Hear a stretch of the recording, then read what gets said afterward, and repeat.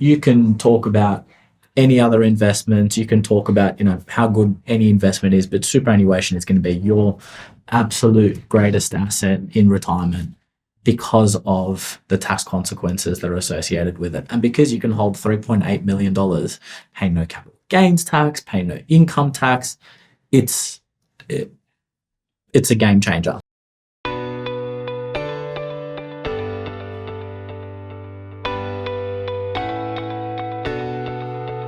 Welcome to 360 Money Matters, where financial planners Billy and Andrew talk all things financial planning. This podcast aims to increase your knowledge and confidence with all things money. Each week, they will cover topics such as investing, cash flow, budgeting, saving, passive income, debt management, and much more, so you can live a life on your terms without limits. Hello and welcome back to another episode of the 360 Money Matters podcast. I'm Billy and I'm joined by my co-host, Andrew. Bills, here we are back again and back on the 360 Money Matters podcast. We are, Andrew, we are, and it's another Friday, which is fantastic. So looking forward to the day and the weekend ahead.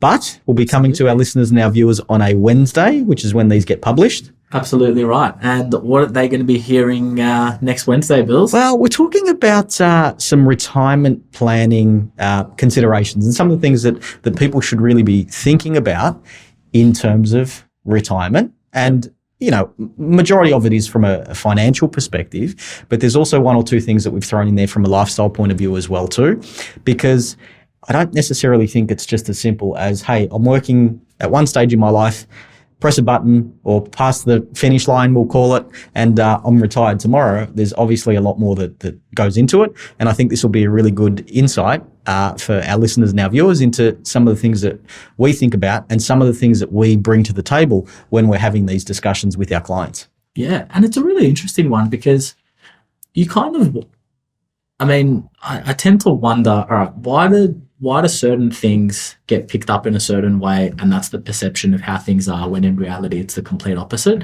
And I think that in the past, because so many people were relying on age pension to retire, it was like you tick over that age and, your celebration at the company, you get your gold watch, and then off you go into retirement and that's it. It's a line in the sand. Yep.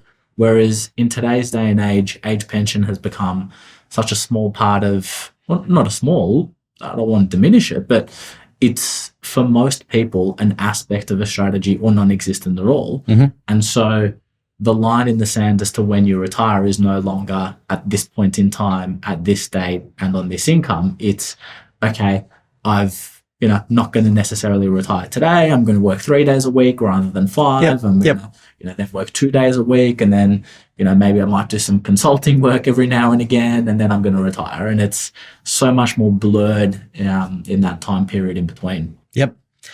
I think a good starting point when we're thinking about retirement and tying into the retirement income. So, and I think for the sake of the exercise, we might just assume not working at all. Yeah. But in reality, you do find that when people do retire, it's this sort of transient thing where you go from maybe full-time to part-time and then, dial your hours down and away you go. But for the sake of the exercise, we'll assume that all of someone's income in retirement is coming passively from investments or potentially the age pension.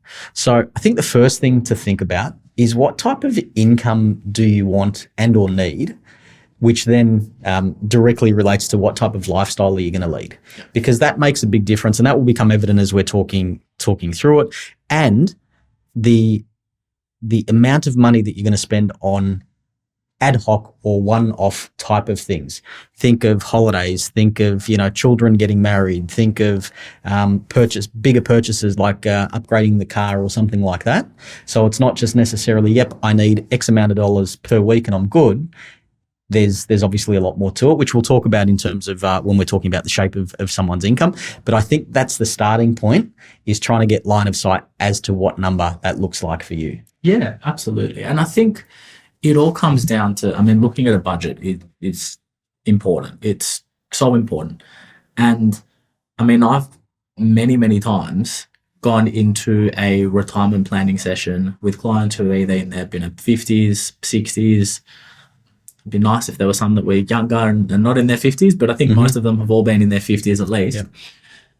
And you actually need to go through a budget, and it's perhaps the first time that they've done a budget. They've never actually done it before. Now, obviously, if you've been listening to the podcast, we've spoken about, doing a budget as a starting point in any financial plan.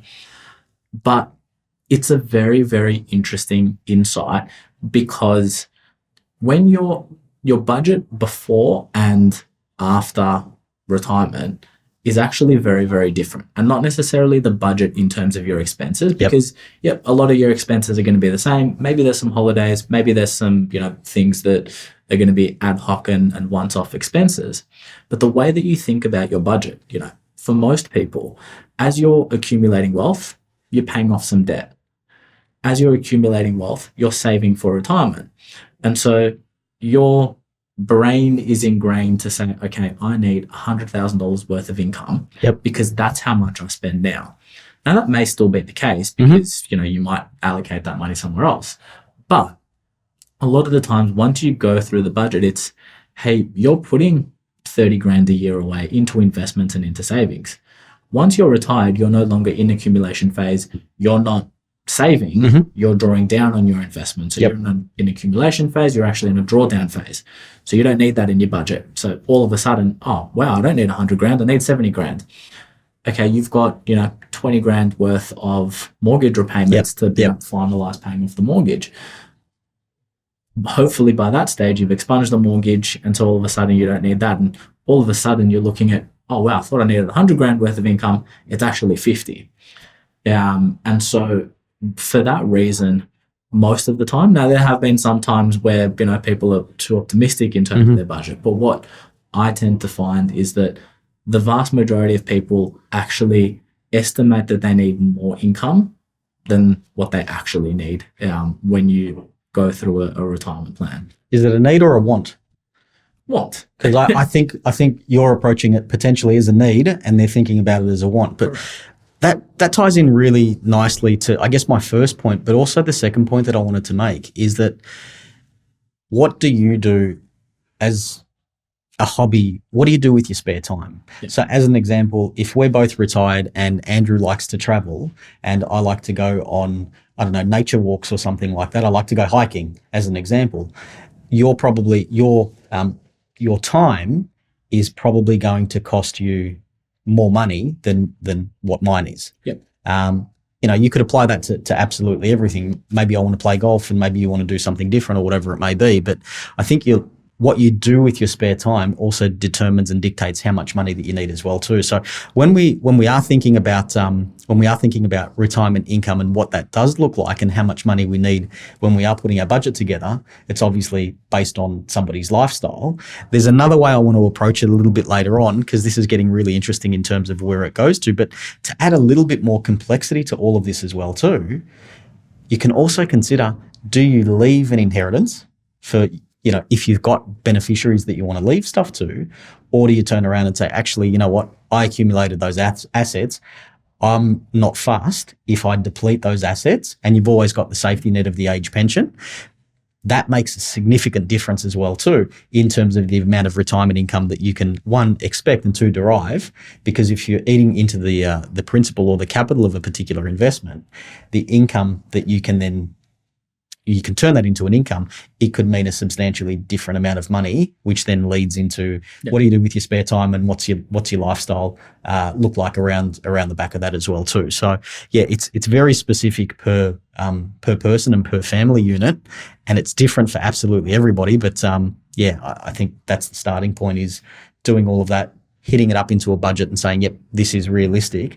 And then the longevity piece associated with it too, because you want to try and make sure that you don't run out of money as well. Exactly right. So if you're looking at it as, okay, I don't necessarily want to leave an inheritance behind, or what I have seen in the past is, the kids are going to inherit $1 million property. So that's the inheritance. And then everything else, your super, your other investments, you're going to draw that down and deplete that to zero to fund your lifestyle. So it doesn't necessarily mean, you're not leaving anything behind, but maybe you deplete a portion of your assets. just to jump in, that's a really common strategy that we see, is that the family home is kind of like, okay, let's isolate that. Yep. Because that's not deriving income for us anyway, and we're not going to eat into it. So that's the inheritance piece for the kids, and the rest of it we're not fussed what happens with. Yeah, yep. Exactly right. And so making sure that you're looking at that and being rational around, okay, not just am I going to run out of money, but, what if I am going to need costs in order to be able to care for myself or my partner? Or what if I'm going to need to go into aged care? Do you need to factor in some of those buffers into it? Yep. And where you ordinarily thought that the family home was going to be the inheritance piece, all of a sudden that's non-existent because all of the costs have gone into care potentially later in life. So really having a think about what you want it to look like, what your estate planning piece, which is another point that we'll talk about sort of maybe a little bit towards the end, and shaping your income based off what lifestyle that you ultimately want to live as well. Yeah, and I absolutely love this one.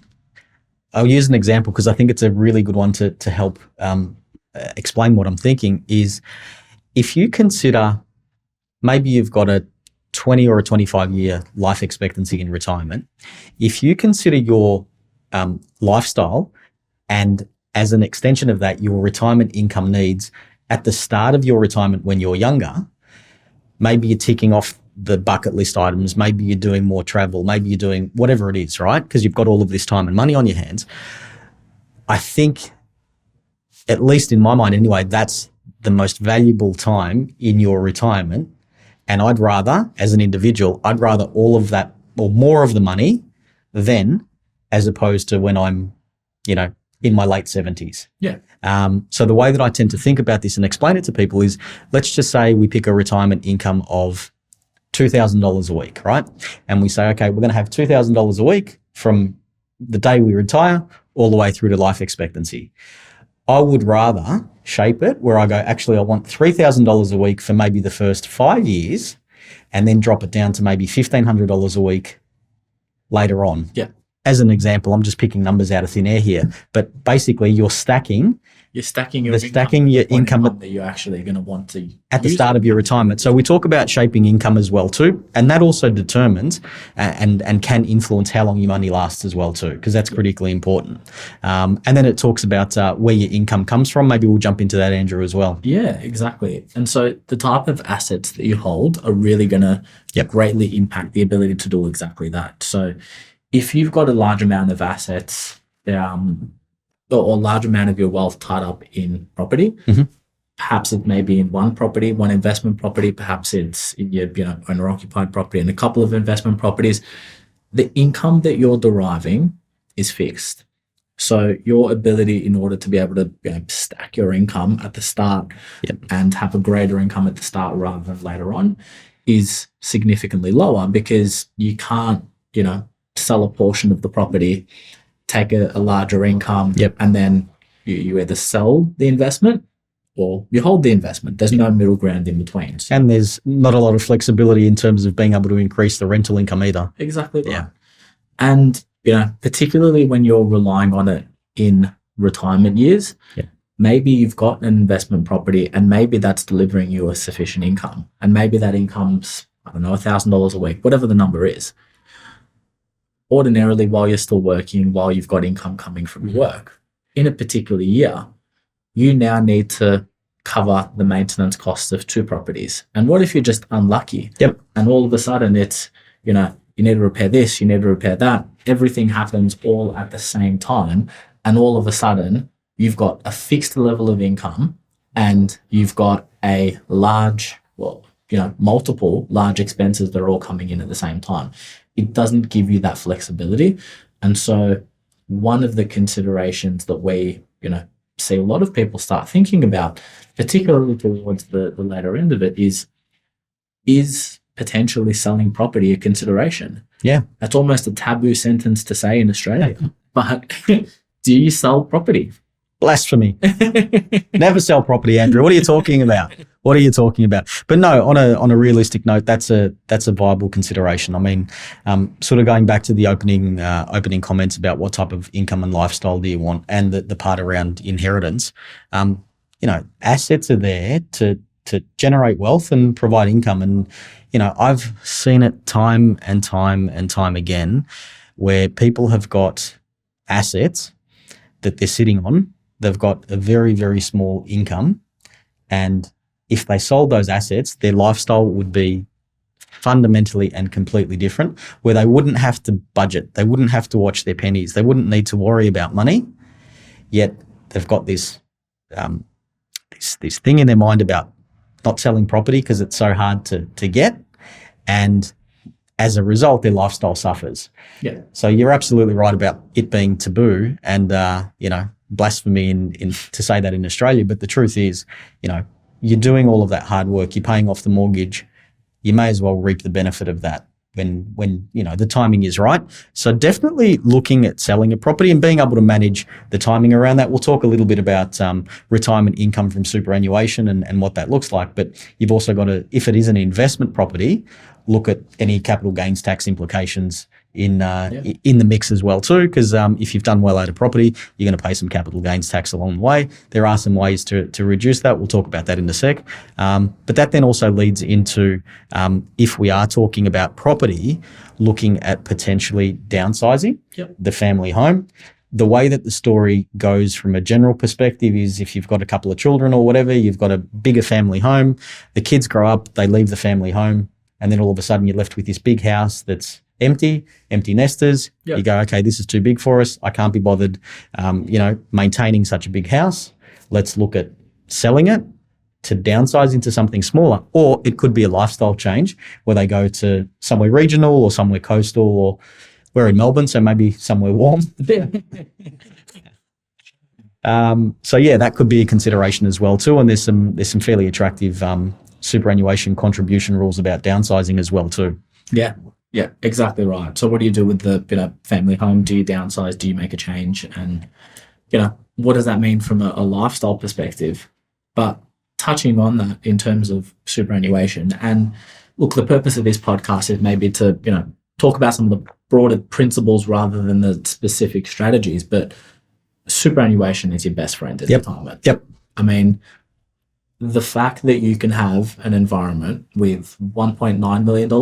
I think per person. Yeah, per person. That's completely tax-free. I mean, you can talk about any other investments. You can talk about, how good any investment is, but superannuation is going to be your absolute greatest asset in retirement because of the tax consequences that are associated with it. And because you can hold $3.8 million, pay no capital gains tax, pay no income tax, it's a game changer. Did you say no tax? Could see Billy just bubbling away trying to get that one out. I missed the opportunity right at the start. But yeah, no, you're absolutely right. When you do factor this stuff in, and like income as it is now, every time you think about income, you're talking about gross income, not necessarily net. All of a sudden you hit retirement, bang, $3.8 million of assets for a couple. And obviously it's changing and it's going to be different in the future and what have you. But superannuation is your best friend. You absolutely got that right, and you can't beat it. And you've got to plan early. So, we talk about retirement planning. We talk about, what you do, how you structure it, all of that stuff. But, I'll use an example. I have a client that we're working through at the moment. They're in their late 50s. They've got a couple of investment properties, and we're talking about the tax benefits associated with superannuation. And they're like, why don't we just transfer our properties from our own name into a self-managed super fund? Now, I'm, all for the fact that there's tax benefits associated with holding property in a tax-free environment and the fact that you're not going to pay any income tax. However, there's superannuation rules that don't allow you to transfer in between related parties. So you can't sell an asset to your self-managed super fund individually. It has to be from a third person. And so even if you paid capital gains tax, even if you paid stamp duty, you couldn't deploy that strategy if you wanted. Now, you planned a little bit earlier and say, maybe I'm going to sell the property, maybe I'm going to, contribute money towards super, maybe then I'm going to buy another property in the self-managed super fund, and you're not incurring all of the costs right at the end just before you're about to make a decision, and it might be a worthwhile strategy. You look at it at the very end and all of the costs that are going to be incurred in order to do something like that, and it makes it completely unjustifiable. Yep. So do it early, plan early, and you're going to have more options, and you're going to have greater clarity around where it is that you're actually heading. I think that comes down to getting advice, Andrew. I mean, you're talking about the related party transaction. Even if you could do that, the transaction costs alone, paying stamp duty again, paying capital gains tax, you probably wouldn't do it anyway, just because of those two things. But that's how critical it is around getting advice, because if you don't get it right at the start, it becomes limiting and it can become quite costly. So definitely getting advice. I mean, we're obviously big advocates of that, and we talk about that time and time again. But just thinking about the age pension and how this plays into retirement income as well too. So the aged care system, the age pension system, I should say, is essentially a safety net designed to provide income for people who can't provide income for themselves. They don't have the means. And obviously, there's a couple of different layers. If you don't have a lot of money, you'll get the whole age pension. If you've got a fair bit of money, you won't get anything. And if you fall in between, you'll get a little bit. But keeping in mind that system is there, and if you ended up depleting your own assets at some particular point in time, once you surpass the threshold, you will start receiving some form of government support. So it's not like if you spend your own money in Australia, you become absolutely destitute. You do have that support from the government as well too. And it's important to call out, because some of the strategies that we put together, I mean, look, it'd be nice and ideal if everybody had, millions of dollars and never had to worry about running out of money. But the reality for most people is that as you get towards the latter part of your retirement, you do tend to deplete your assets, and a form of age pension does kick in to help supplement and support your income needs. Yeah, exactly right. And so, do you look at strategies to maximize that and make sure that you're getting everything that you can out of it? Do you look at gifting rules, which you need to do 5 years in advance? Do you, put money towards owner-occupied properties? Then, there's any number of strategies to maximize age pension entitlements and still be able to meet your retirement, but also your estate planning needs. Yep. And that's a really important one in all of this is, not necessarily just what do you want to leave behind, because that's usually, the first layer of the onion is, who do you want to leave your money to? But it's, okay, well, when do you actually want to leave it to them? Is part of your consideration that, hey, I'm actually going to gift this before I retire because I want to help my kids when they're in their 30s and they, need a deposit for a house and they've got expenses and all of that stuff, rather than giving them money when they're in their 50s and 60s and don't actually need the money.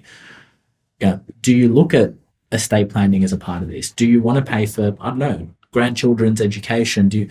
There's any number of things that also form part of a retirement strategy and can impact this.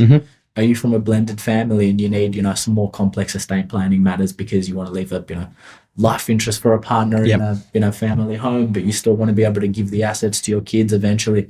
So making sure that you're not just considering your retirement income, you're not just considering your retirement assets, but what that's ultimately going to look like from an estate planning piece as well is really important. Yeah. Andrew, we covered a lot of ground there. A lot to think about, a lot of information for our viewers and our listeners. And hopefully we've got a whole heap in that stimulated some thinking for everyone. But thank you for today's podcast. Always a pleasure, Bills. Thanks to all of our listeners and our viewers. If you want some more advice or you want some help in building your retirement strategy, more than happy to help out. So please feel free to reach out to either Billy or myself. Details in the show notes. And if you got some value, like, subscribe, and we'll look forward to catching you on the next podcast. Thanks. Thanks for listening today. If you have any questions on what we talked about or would like to have a chat about your money journey, visit us at 360fs.com.au. Just a reminder to our listeners that the information contained in this podcast is general in nature and is not intended as personal recommendations for the audience. Please consider whether the information suits your circumstances before acting on it. This information is provided by Billy Amiridis and Andrew Nicolaou of 360 Financial Strategists Pty Ltd, authorised representatives and credit representatives of AMP Financial Planning.